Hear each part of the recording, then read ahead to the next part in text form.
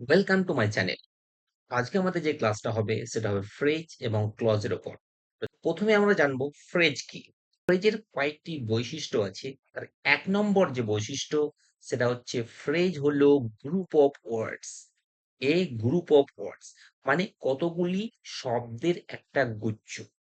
কিন্তু কিন্তু শুধুমাত্র শব্দের গুচ্ছ হলেই হবে না, শব্দের গুচ্ছ হলে হবে না, তার সঙ্গে কতগুলো বৈশিষ্ট্য থাকতে হবে যার জন্য তাকে আমরা ফ্রেজ বলবো। তো চলো, phrase does not make complete sense. প্রথম যে বৈশিষ্ট্য হলো একটা সম্পূর্ণ অর্থ প্রকাশ করে না। ওকে,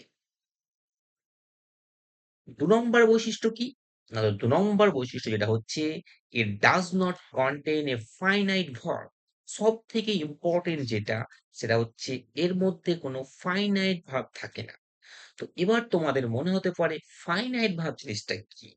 তো ফাইনাইট ভার্ব হচ্ছে সেই ভার্ব যে ভার্বটা সাবজেক্টের সঙ্গে টেন্স নাম্বার অনুযায়ী পরিবর্তন হয় তাকে বলা হয় ফাইনাইট ভার্ব। কিন্তু ফ্রেজের মধ্যে সেরকম কোনো ভার্ব থাকবে না। ওকে, তো দুটো বৈশিষ্ট্য হলো, একটা হচ্ছে গ্রুপ অফ ওয়ার্ডস আর ২ নম্বর হচ্ছে ফাইনাইট ভার্ব থাকবে না। আর ৩ নম্বর বৈশিষ্ট্য যেটা ফ্রেজের হচ্ছে it may act as a noun, adjective and adverb. এটা নাউন হিসাবেও কাজ করতে পারে বা অ্যাডজেক্টিভ হিসাবেও কাজ করতে পারে, অ্যাডভার্ব হিসাবেও কাজ করতে পারে। তো চলো এবার আমরা এক্সাম্পল দেখব কিভাবে ফ্রেজ হচ্ছে। তো প্রথম যে এক্সাম্পলটা আমরা পেয়েছি সেটা কি বলছে দেখো, হি কেম টু সি মি। তো টু সি মি যে অংশটা আছে এটাকে বলা হয় ফ্রেজ। কেন? তো ফার্স্ট যে আমাদের বৈশিষ্ট্য, ফ্রেজ হচ্ছে এ গ্রুপ অফ ওয়ার্ডস। তো এখানে দেখো ১, ২, ৩ ৩টে ওয়ার্ড নিয়ে এখানে আছে। সুতরাং প্রথম যে ক্রাইটেরিয়া সেটা আমাদের এখানে মিলে গেল। মানে ফ্রেজ হলো গ্রুপ অফ ওয়ার্ডস। কিন্তু গ্রুপ অফ ওয়ার্ডস হলেই তো হবে না। আরো ক্যারেক্টারিস্টিক্স আমাদের থাকতে হবে। সেটা দেখো এর মধ্যে কোনো ফাইনাইট ভার্ব থাকবে না। তো দেখো এখানে যে ভার্বটা আছে সি, এটাকে ফাইনাইট ভার্ব বলা হয় না। এটাকে বলা হয় নন ফাইনাইট ভার্ব। কারণ টু প্লাস ভার্ব এটাকে বলা হয় ইনফিনিটিভ। তো এটা নন ফাইনাইট ভার্ব, এটা ফাইনাইট ভার্ব নয়। কারণ এই সিটা এই সাবজেক্টের সঙ্গে কোনো লিঙ্ক নেই। ওকে, আর ৩ নাম্বার যে পয়েন্ট সেটা হচ্ছে দেখো হি কেম টু সি মি। এই যে টু সি মি আছে এটা কিন্তু এখানে নাউন হিসাবে কাজ করছে। কি হিসাবে কাজ করছে? নাউন হিসাবে কাজ করছে। তো এখানে আমরা ফ্রেজের ৩ টে বৈশিষ্ট্য পেয়ে গেলাম। Group of words, finite verb থাকবে না। আর এখানে নাউন কিংবা অ্যাডজেক্টিভ কিংবা অ্যাডভার্ব হিসাবে কাজ করবে। কিন্তু এখানে যেটা কাজ করছে সেটা হচ্ছে নাউন হিসাবে কাজ করছে। সুতরাং এটা একটা ফ্রেজ। ২ নম্বর যদি আমরা এক্সাম্পল দেখি, তো তো কি বলছে দেখো, "C was at the point of death." At the point of death যে অংশটা আছে এটা হচ্ছে একটা ফ্রেজ। কেন?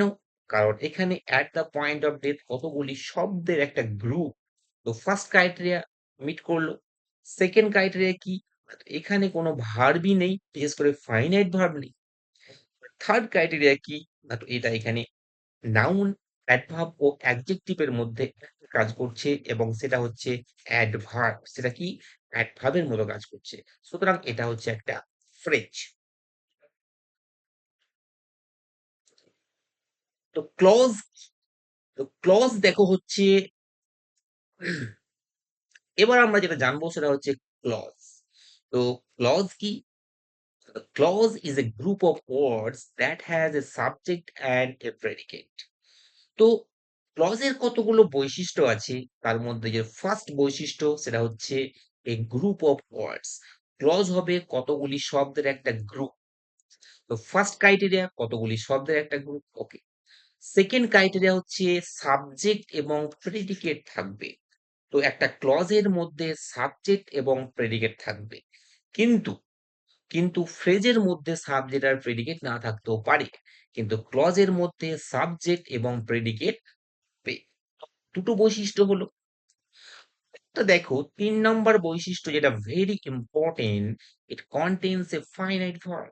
তো ক্লজের মধ্যে ফাইনাইট ভার্ব থাকবে। আর ফাইনাইট ভার্ব কাকে বলা হয়? ফাইনাইট ভার্ব তাকে বলা হয় যে ভার্বটা সাবজেক্টের সঙ্গে পার্সেন্ট অর টেন্স অনুযায়ী, নাম্বার অনুযায়ী পরিবর্তন হবে তাকে বলা হয় ফাইনাইট ভার্ব। আর একটা ক্লজের মধ্যে ফাইনাইট ভার্ব কিন্তু থাকবে, আর ফ্রেজের মধ্যে কোনো ফাইনাইট ভার্ব থাকবে না। ওকে, তো ৩ নম্বর যে অপশন বা ৩ নম্বর যে ক্যারেক্টারিস্টিক্স ক্লজে, সেটা হচ্ছে it does not make a complete sense by itself. এটা একা সম্পূর্ণ বাক্য গঠন করে না। এটা একটা বৈশিষ্ট্য। তো এবার আমরা আরেকটা বৈশিষ্ট্য দেখব, সেটা বলছে it forms part of a larger sentence. এটা একটা বড় বাক্যের অংশ হিসাবে কাজ করে।